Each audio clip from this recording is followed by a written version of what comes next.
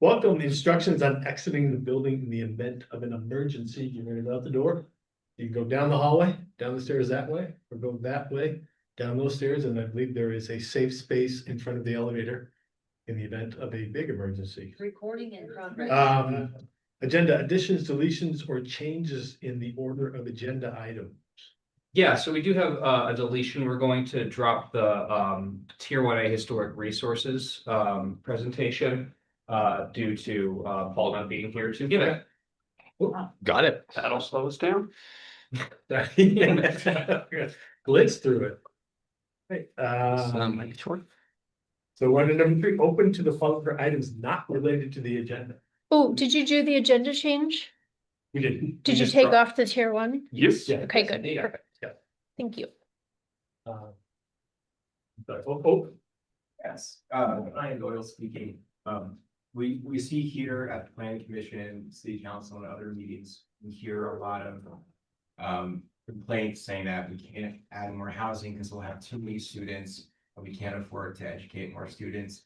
And of course, what we see right now is that our fleet enrollment is going down. And then that makes our cost of educating per pupil go up much faster, which is more fodder for people to say that we shouldn't be funding our schools in South Burlington. Next week is town meeting day. There's been a lot of very heavy public scrutiny over the school budget, despite it being a pretty modest increase, all things considered. And of course, there's a lot of stuff at the federal and state level we can't change in our district. But the last 2 years of erosion of our budget have resulted in measurable losses to our students. So I want to keep encouraging people to be active participants in our community, to pay attention to what's going on in the schools, and to please support our school budget next week. Thank you. Thank you, Ryan. Thank I didn't see anything online. Announcements and staff report. Any commissioner announcements? Yep.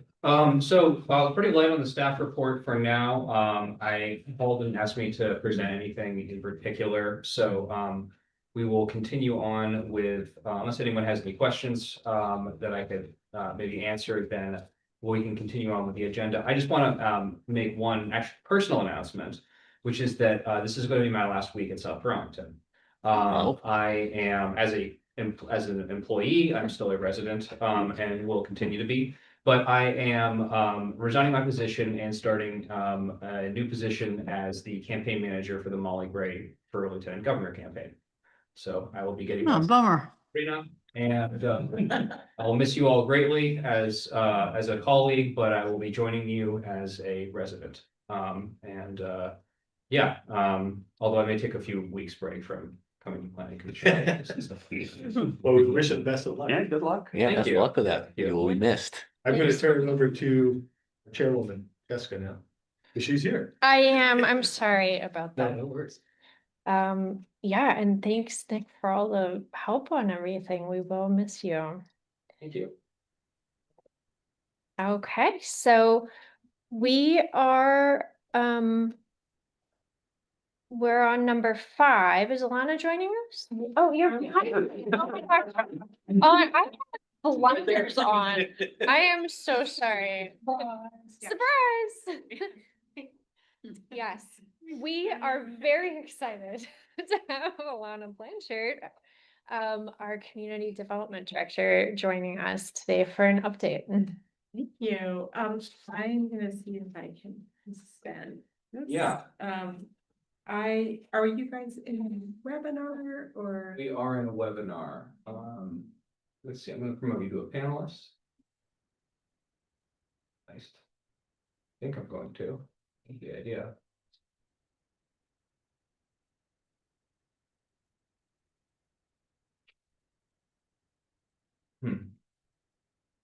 Oh, wait, no, it's fine. I'm Oh, there we looking go. up there and not at my screen. Okay. Here we go.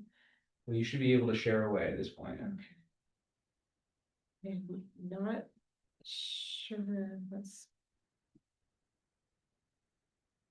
There we go. And is Helen also a like a panelist as well? Is a panelist. Cause it'd be nice to make sure she could chime in. Yeah, Helen, I've promoted you to a panelist, which, you got it. All right, thank you. We're on the ball and me. Okay. Um.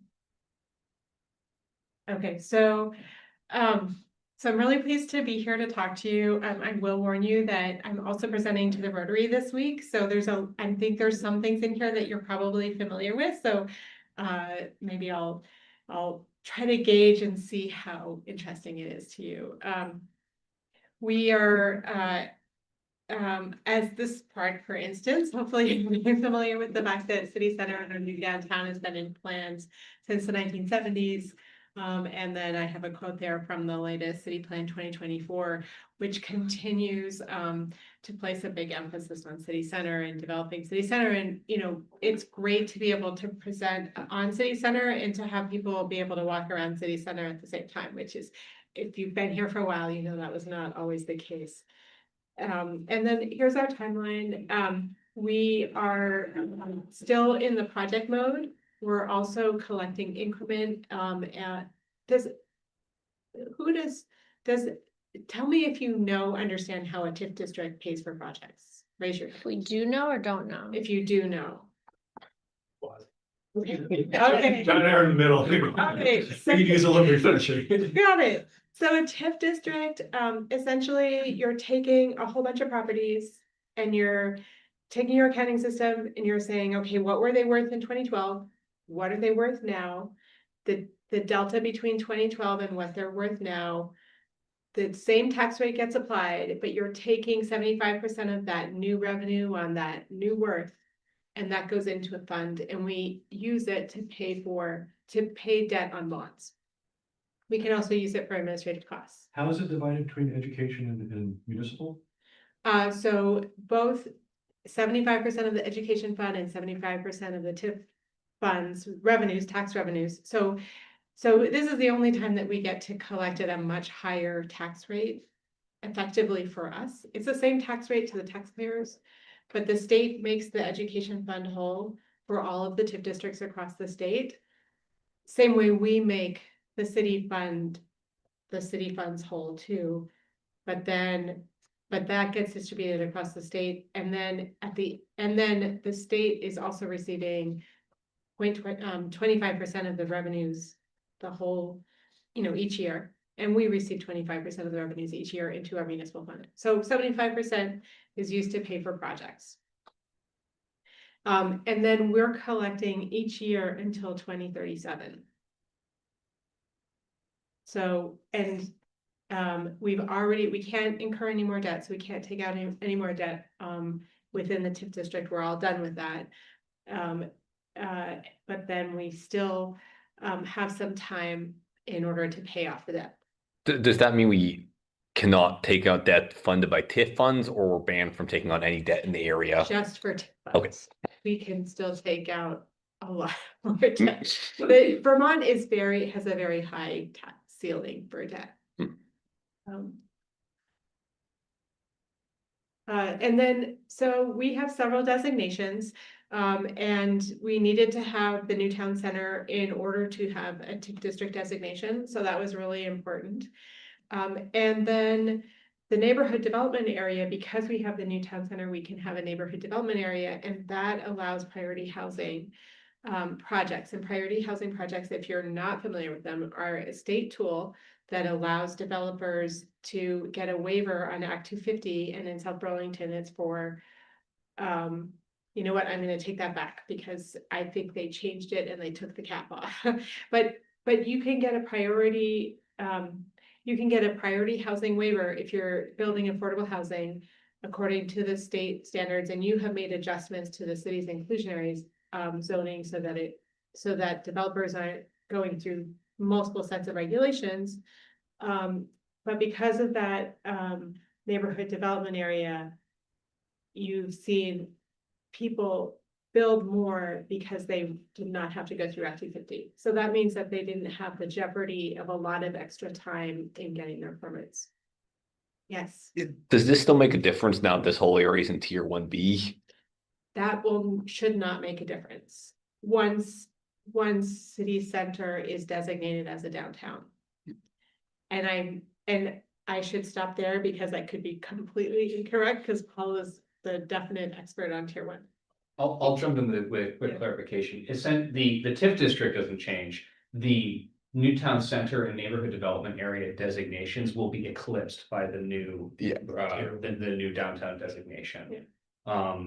And that's where I will also, stop talking about it, because Paul will have a much more nuanced, description of exactly what that means. But essentially, those designations are being retired in favor of a simplified system that is more, statewide administered. Well, quick question, and I know it was talked about for a while, the U-Mall was not added to the TIF district? No, so when the TIF district was created, we only had a design, like a design district overlay, which is what was a precursor to form-based code. So it meant that the buildings would be built to the street and have an urban form. It was only in the area where you see the TIF district.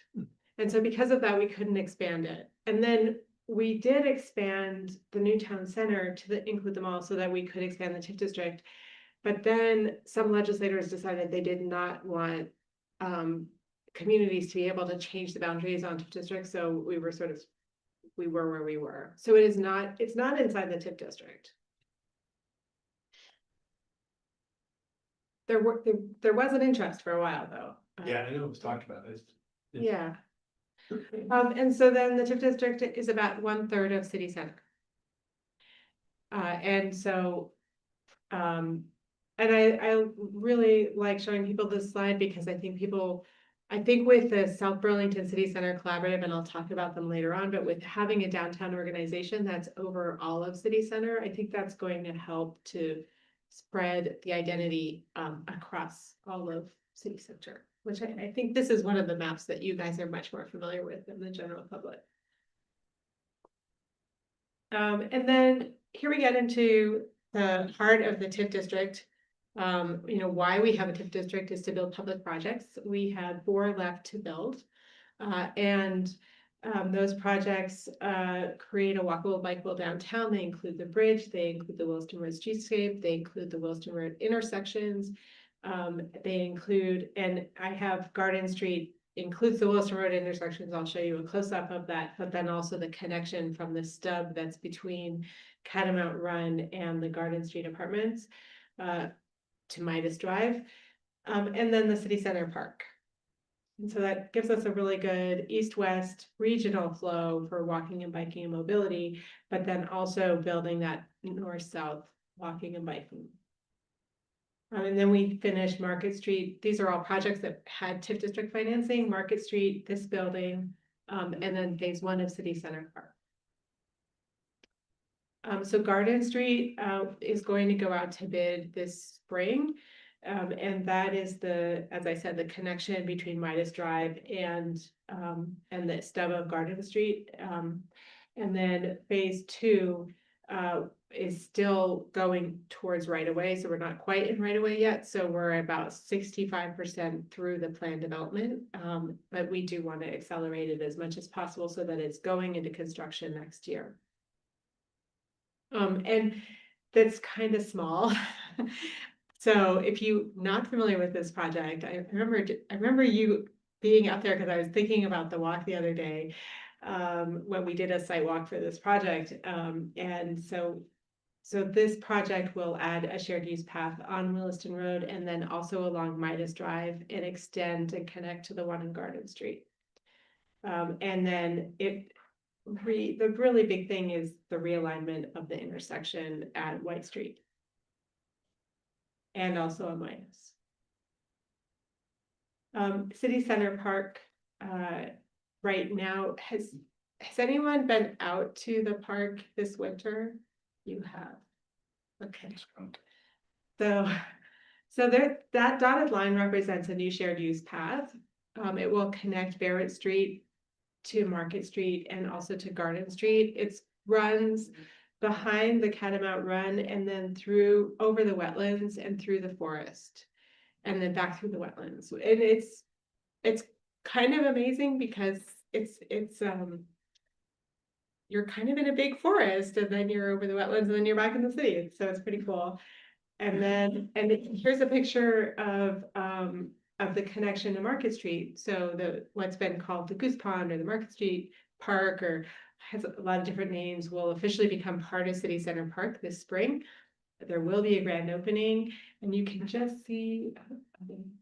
So is the ownership being transferred to the city or? So that, we do own that. Okay, We have a recreation and stormwater easement on Snyder Road, and it's actually not Snyder Road, it's South Burlington City Center LLC's property, so they were the original owner. Mhm. So we have a easement over that property, and that recreation area will then become part of the city center park. We'll update all the maps and update all the signage so that everything seems like so more of a Feels like branding a- change than a ownership change. correct. Okay.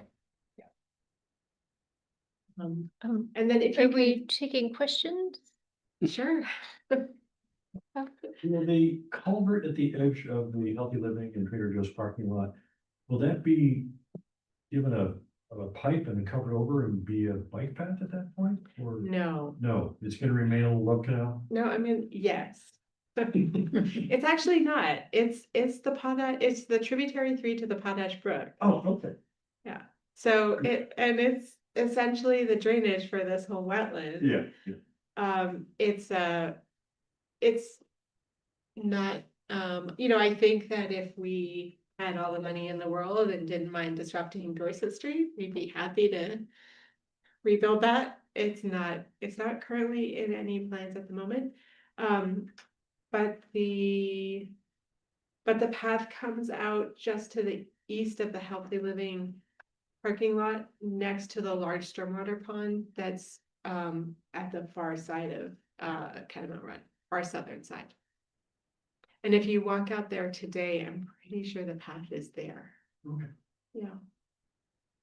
And then this picture, I just wanted to show you, you can see the boardwalk right here. Unfortunately, it's still small, but that little, right where my cursor is, that's actually a construction vehicle.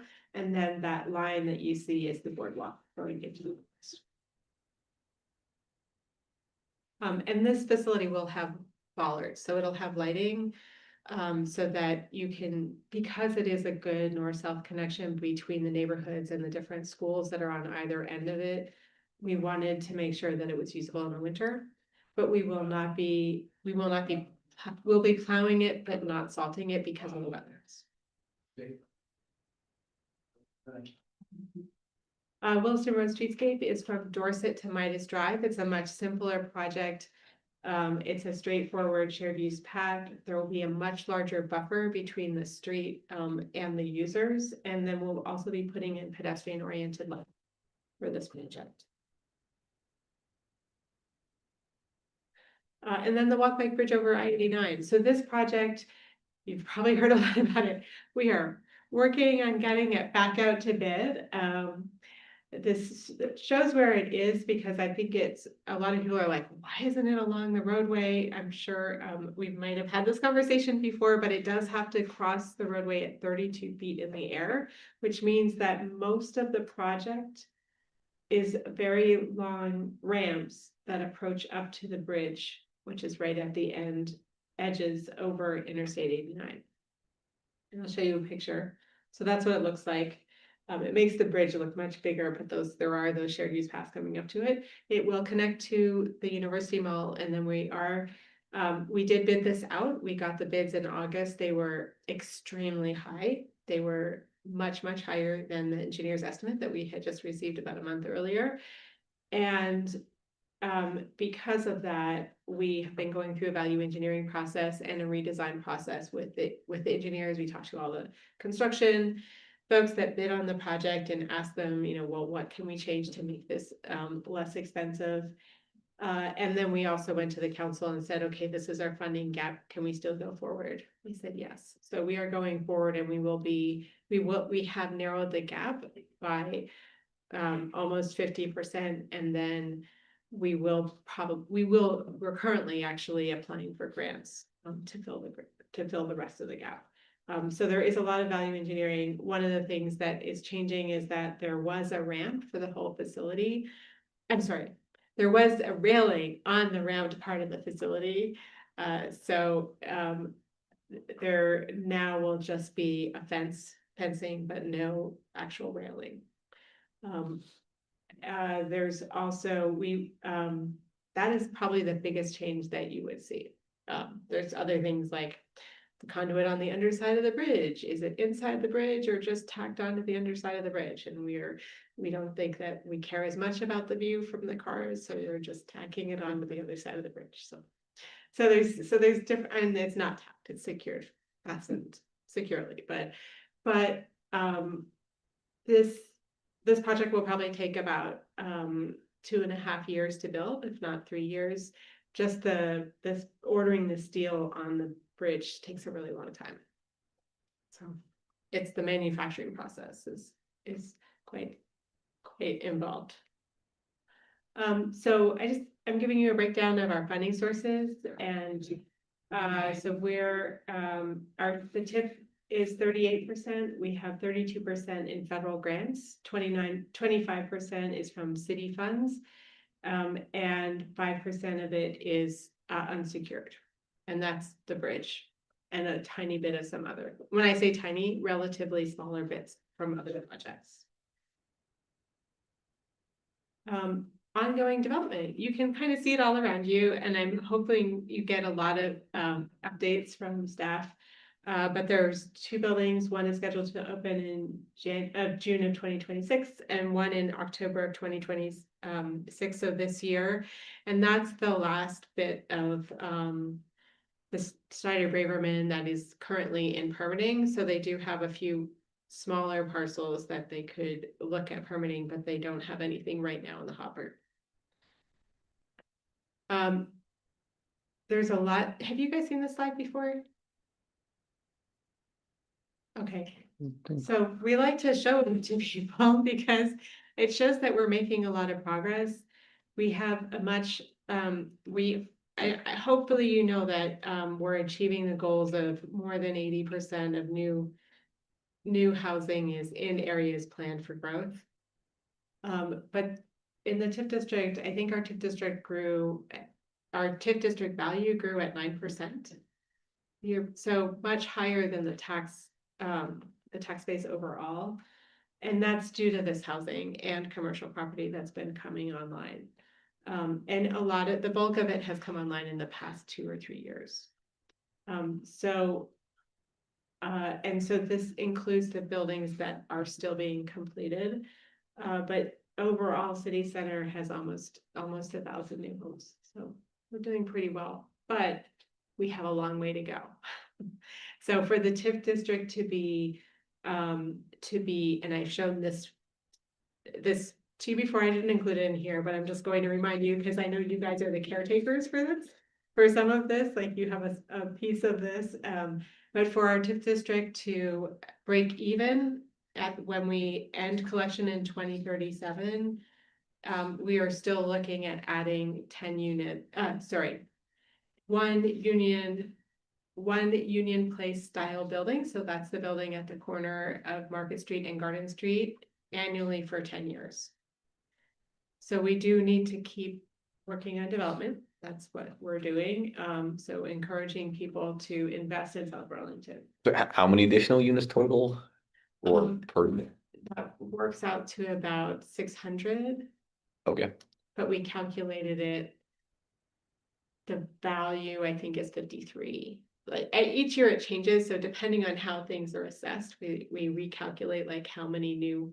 That's about 60 units a year roughly in the TIF district. Yes. Okay.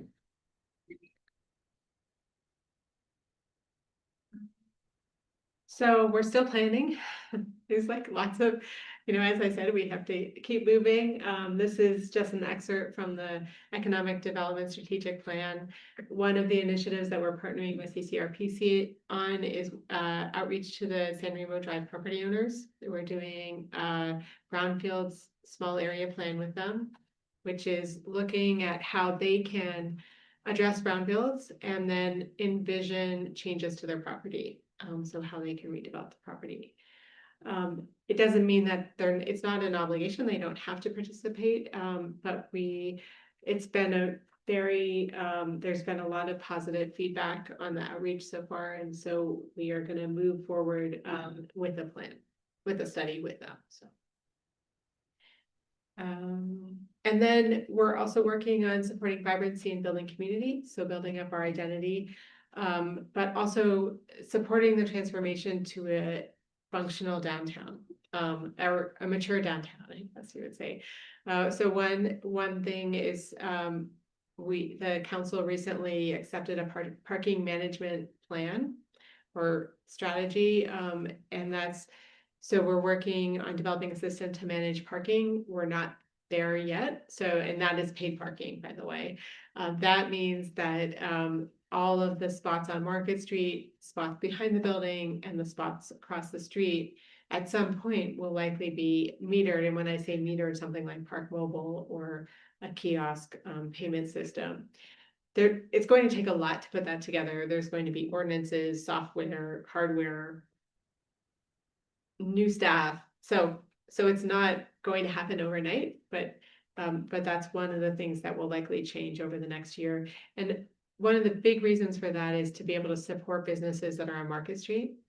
The great thing about having residential parking unbundled from residential units, it means that a resident doesn't pay for more than they need, but it also means that they're less incentivized to buy the parking that their apartment owner offers them and park in the free parking spot, which is maybe in front of a business. So you could have people that live in the apartments, or, folks like us, employees, parking on the street and then customers can't get to the businesses. So that's one thing. You've probably been noticing a lot of traffic improvements over the past year. The bus on Market Street. Recreation has been hitting it out of the park with events and activities, as has the library. And there's a lot going on. Like, there's a lot more choice now for reasons to come to City Center. And then in October, the city started supporting South Burlington City Center Collaborative. And they have hired an executive director, Sophia Babbitt. If you would like some more volunteer activities, she's always looking for volunteers. And they really focus on 3 areas: events and beautification, business outreach, and there's something else there, economic vitality. So I think I said, yeah, I've got it all together. Anyways, but it's like Winooski Downtown or Montpelier Alive, the new Experience Shelburne.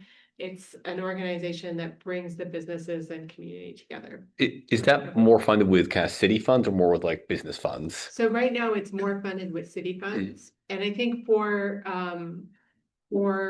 downtown associations across the country, generally the city funding is the most, I would say, steady, but it doesn't mean that it's always the majority. So it just depends. I know that the state, once we have a designation, they also provide funds to downtown. So they provide about $25,000 a year to each downtown. I think that's how much they provide, but maybe that's all we qualify for. I can't remember. But then they'll also be looking for sponsorships, and they're a member-driven organization. Their membership is actually very inexpensive. I think for them, it's more important to have members than to collect money through the memberships. But a variety of ways. So I just asked Adam Math, our recreation director, I'm like, well, what do you have planned in City Center this year? And so he sent me this list, and I'm like, oh. It's a nice extensive list, and one of the reasons I asked him is because I knew he's planning a Brewers Festival. He's working with the Vermont Brewers Association to plan an event on Titilio Drive, and that will be in May. So coming right up. I know it's from an event standpoint, it's right around the corner. So, and then here's just our by the numbers. We've added over $100 million into our tax base, 80,000 square feet of new commercial, this building, new streets, and we're opening more by the end of the year. new homes. I don't think that number is correct. It's a little lower than the one I just showed you on the other page. Actually, you know what? The other one is permitted. This one is occupied. That's why. And then, new park. And then we also have lots of EV chargers, so, please use them. I think that's it. I have a video if you want to see it. I don't know if you've seen this one. I think we could see the video. Yeah, Sure. yeah, let's Got do that it. schedule.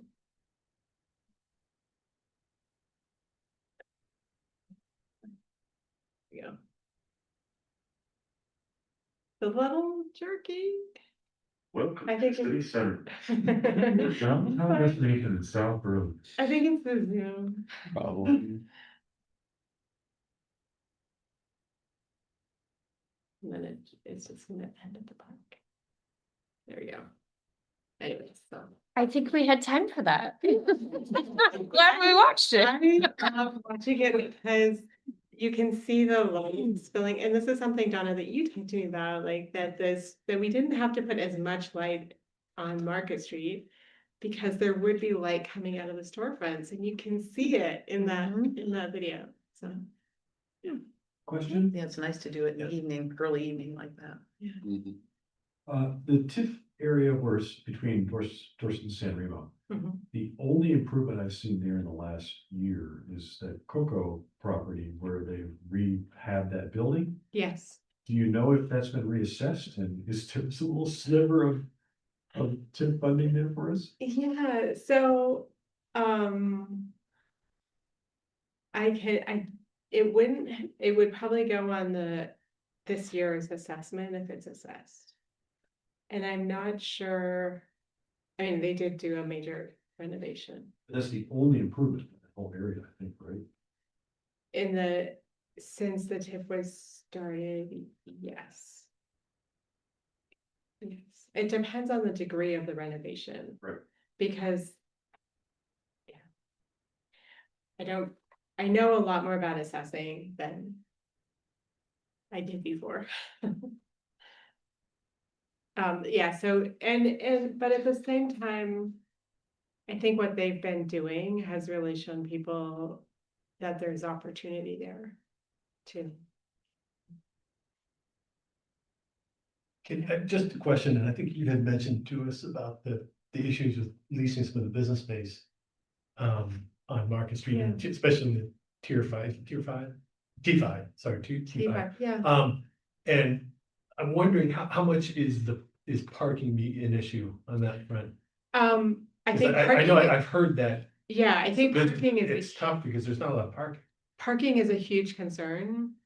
And that is something that we're talking about, like whether we can pilot a 2-hour parking sign system without having a ticketing system, for example, like, so you can tell people it's only 2-hour parking.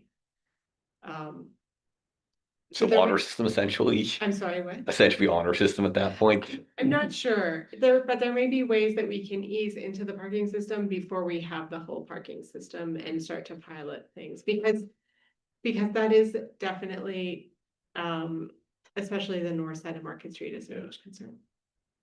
But there's nothing in the plan for additional parking anywhere per se.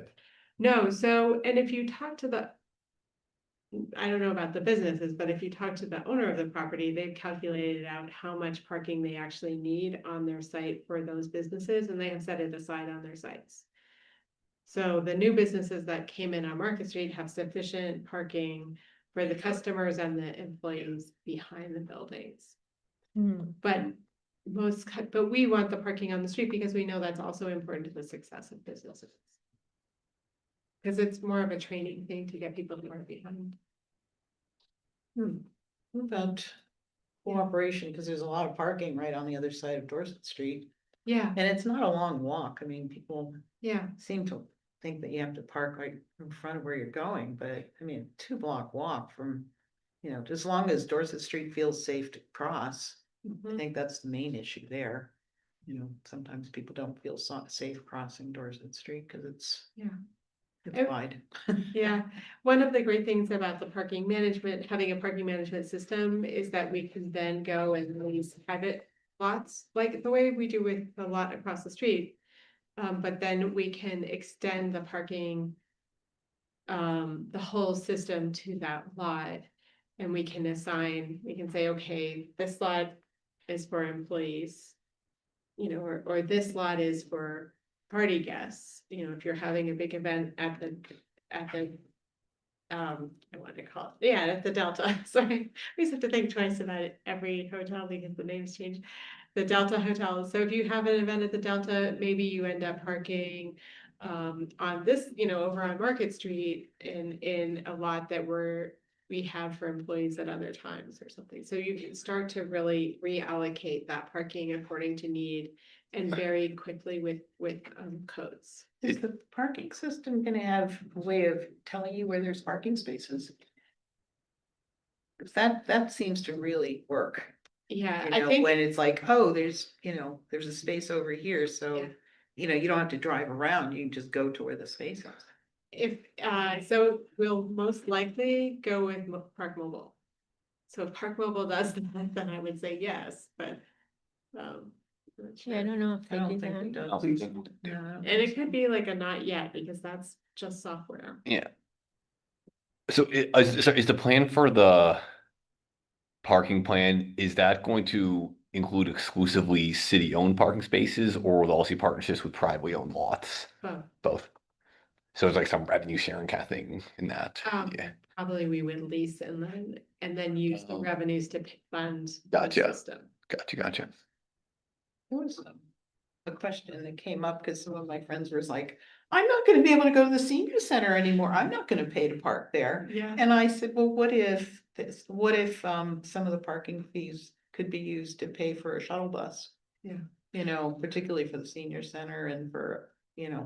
regularly occurring activities. Yeah, and I think, equity is a big concern. And so we'll definitely, I think as the parking system is rolled out, one of the things that will need to be worked out is, how long do you have before you're charged? Are there ways to give patrons permits so that they can park for so many hours until they need to start paying? So there's different ways to design the system so that not different places and different uses have different fees associated with them. Can they do something so that people who can carpool, if you can prove that you have more than two people in the car, Yeah. that you get a reduced fee or something. I mean, there's got to be incentives. The whole system in New York City Yeah. where, in a certain designated area, you have to pay a fee, and it reads your little smart box or whatever. I don't know how they read it now, but they automatically charge you.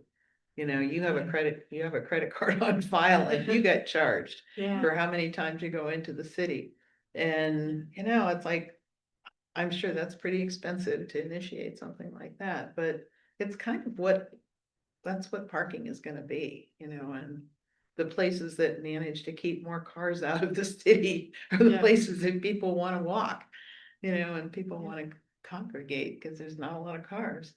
Yeah, I think we're going to balance both. Just because of where we're located. Yeah. I mean, anecdotally, I think the system Burlington has I seem to think works pretty well. The fees are enough to deter you from staying there all day, but they're, not crazy expensive, at least in my opinion. But that's just my 2 cents. Yeah, I think we have like all the rates for the surrounding communities, so we'll try to Mhm. stay, in the ballpark. And UVM already has that too, Yeah, including some lots are technically in our city borders already, yeah, like Gutterson. Yeah, that's all paid parking. that's it. So if you have any questions or. This was great. Yeah, Anything thank you. else Thank you. from- Anything, did I miss you, Helen's waving? She's saying thank you, I think. You're muted, Okay. Helen. I'm saying I thought it was really good too, the presentation. it's really fun to have been at the beginning and see how far it's come. It Are there is, any it open is. lots in the original part of city center? Pardon me? Are there any Oh. open lots still that Oh. are, Yes. and there's, do they um, consider selling the lots as opposed to developing themselves, or are they just not willing to do that? They might. I think, I feel like any land is for sale as long as you have the right, you get to the right price and an agreement. But they have two additional smaller lots that are permitted through, that have their environmental permitting. I believe they both have environmental. permitting. Could you show us on the map from earlier this one? And is this available online or would I have to email? You would need to email me. I can send it to you if you.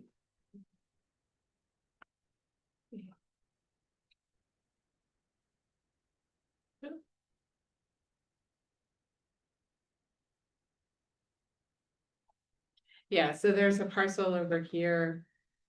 And then there's a parcel here. And when you say the original land, I assume you're talking about the land that was the Munson property. Yeah. Yeah, so right, so this tree line, that's our recreation easement. Can you see? It? Yes, you can. Okay. What about the field on the right hand, just above the circle there, that, you know, we talked about a So road through that property. this one right Yeah, here. that's not Munson, No, no. no, Munson has this one right here.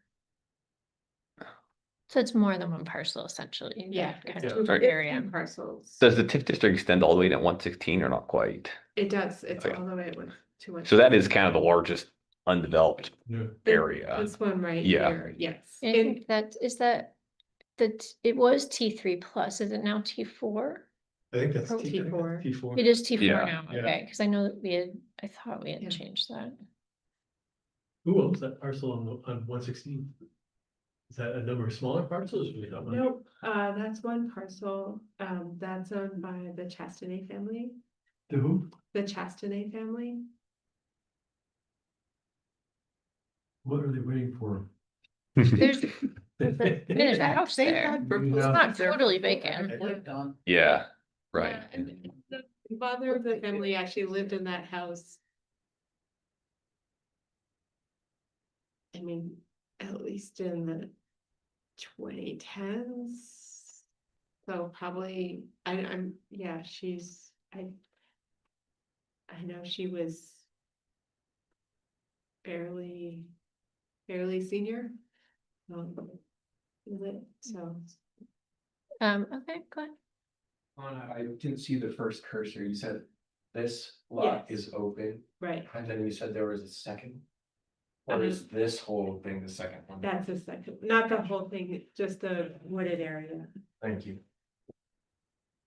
And so in terms of, we don't quite meet that, like you said, break even point, does that just mean that the town is going to be kind of on the hook to pay off the debt with general funds, basically? Yeah. Gotcha. Yeah, yes. Mm. Effectively, so we wouldn't realize the benefit of the TIF district until, meaning that 75% would continue to go into the TIF fund to pay down the debt until it was fully paid off. Oh, really? So we'll go past 2037 then, or? But just for the municipal collection, not for the ed fund collection. So we stop getting the state benefit. Correct. So it's, yeah, does that make sense? So Yeah. it's not like all of a sudden the taxpayers do have to pay for it because you're not realizing the benefit. You're like losing that opportunity of that additional funding Mhm. that comes at the end of the TIF district. Got it. I mean, for us, the TIF district is really important because it creates the downtown and it creates the vibrancy and the identity, and there's all of these projects that are very beneficial to the community, but it is also an economic development tool, so having that additional revenue is an important outcome of the district. And also for just the overall financial well-being or health of the community. So, yeah. Anything else for Alana? Last Go ahead. question, what is the number of story limit in that green area on the far right? I believe it's 5? No, actually, no, it's T4, what is it now? It's like 12 Big. thing. 12. Yeah, It's 12 now. There were- yeah, with like bonuses and Yeah, stuff, but But minimum 4 or 5 or? Minimum 2. The minimum 2. what, after, yeah, there was a lot of numbers in there. There's a different owner own, that apartment building is called, is it Village Green? Is that Village Green, that's a different owner. different owner? Yeah. Conceivably, all those lots could be merged together in one giant lot and then redevelop the whole thing, including the homes, right? Mhm. Except for the habitat homes, because they're relatively new. Correct. And some of it in there is Conceivably. there's some T3 in there too. I just don't remember which ones are T3 and which ones are T4. No way. I think this is probably still T3.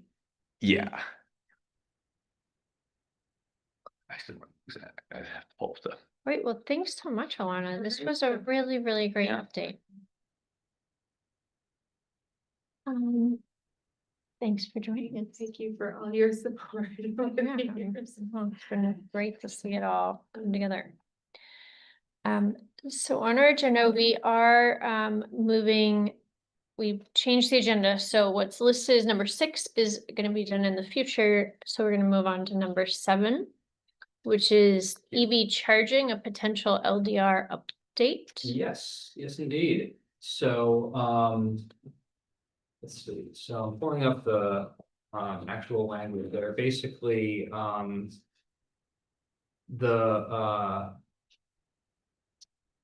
the story with this, as was, I think briefly covered last time, or maybe session before that, is that, some updates that were made to, the LDR, I believe last summer, have been affected by the governor's executive order regarding the RBs and CBs energy efficiency codes. The 2024, there's 2 versions of those. There's the 2020 version, there's the 2024 version.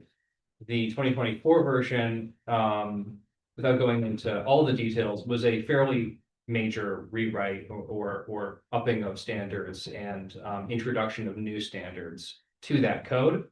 That has now been made optional by the governor's executive order. So for those projects that are required to adhere to the energy code, the RVs or the CVs, depending on the project, they may the permittee may choose to go by the standards contained in the 2020 code.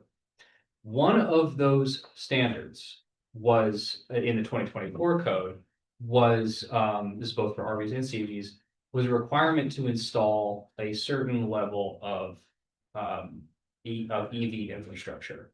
And in pretty much all cases, the only requirement was to install something called EV capable. And EV capable is a standard of construction that refers to, and this refers to parking spaces. This refers to a parking space being equipped with conduit that leads to a panel, an electrical panel that is sized for the circuits and the circuitry needed to power a level 2 the EV charger. The sort of thing that pretty much anyone who has a modern EV these days might have in their garage. And it's also the type that's common at most public charging places. Level 3 is like the super fast kind. Those are kind of an order of magnitude more complicated. So level 2 is generally the standard for residential and most public infrastructure. It's the same voltage as the same power output as as like a dryer or a stove typically found in a household. There's a related standard called EV ready. This is not to be confused, by the way, with sort of the general, being prepared for an EV. These terms often get confused and conflated. There's the term of art and there's a term of industry. The term of art is EV ready, as in being prepared for EV installation later on. or EV charging at a place. Then there's EV Ready, the actual building standard, and EV Ready it is a building standard that is related to EV capable. It's the same thing, conduit, sufficient space on a panel for a 220 volt charger or charging equipment.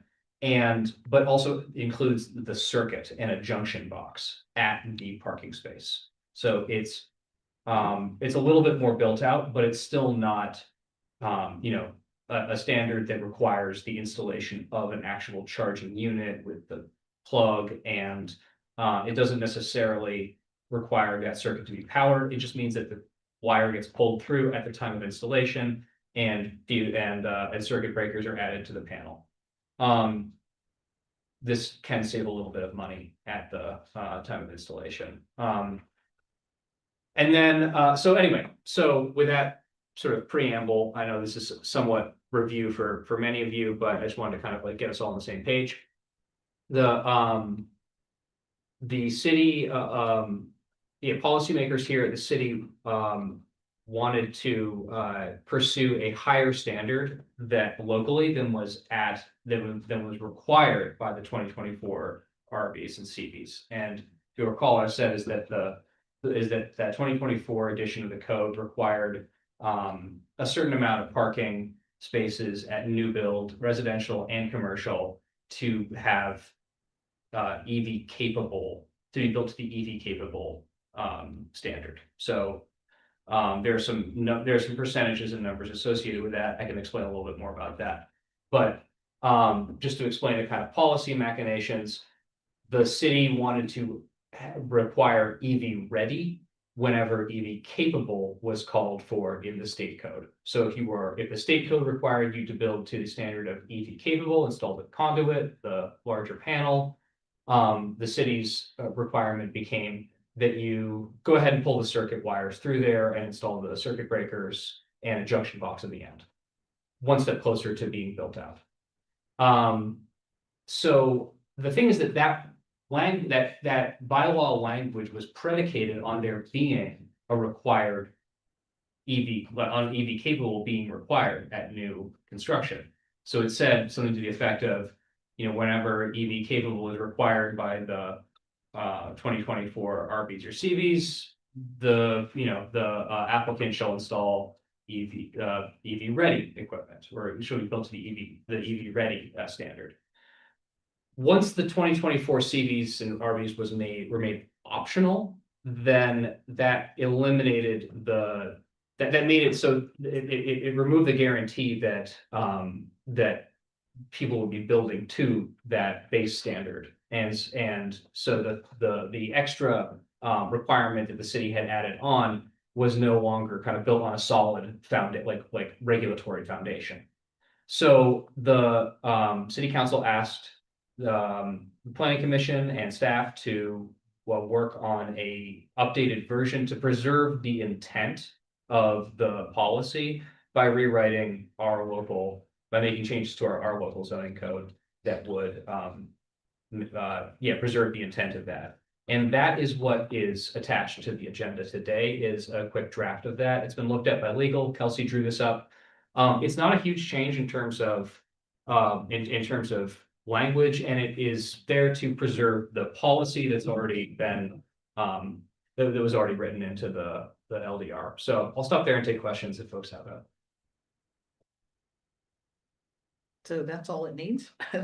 Just those two sentences? That's pretty good. Yeah. Yeah. That's pretty simple. It is Pretty important to remember that this isn't, this is only preserving one aspect of the Right. the RVs and the 24 RVs and Yeah, but CVs. it covers the parking. Everything else could be built to the 2024. All other aspects of a building that is being permitted here could be built to the 2020 version, because we do still require that that new construction be built to the 2020 to the RVs and CVs standards. It's just that, you can now continue to use the 2020 version of it, which is in some cases fairly different from the 2024 version. So, I mean, we weren't asking for policy change. I think the whole point was to keep our current policy and make sure we were shoring up the language to make sure that's the case. You know what I mean? Sounds like this Does does that. anyone have questions? I guess I was just, obviously you ran it by legal, so it must be good, but I was just confused. I thought we couldn't reference the 2024 RBs and CBs anymore because they weren't valid in terms of, So it's not that they're not valid, they're just not required. okay. So that was one of the things that we were looking into, was whether or not the language of the governor's executive order sort of vacated the 2024 RBs and CBs, whether it sort of said these are no longer something that is that is part of Vermont's statutory or like rulemaking, part of Vermont's regulatory language. It didn't really do that, apparently. It just says that either version of them is acceptable for the purposes of adhering to the building code. Because there are versions for the 2020 version as well. And it just says that's, yeah, you can kind of use either one. So people may build to the 2024 version. Yeah, just a word of explanation of why they did that. It just, the Department of Public Service just was very slow at coming up with the training materials. Mhm. And so most builders are not trained in how to make these major changes to mostly exterior envelope Mhm. of the buildings. And it's a major change To meet the 24. to meet the 24.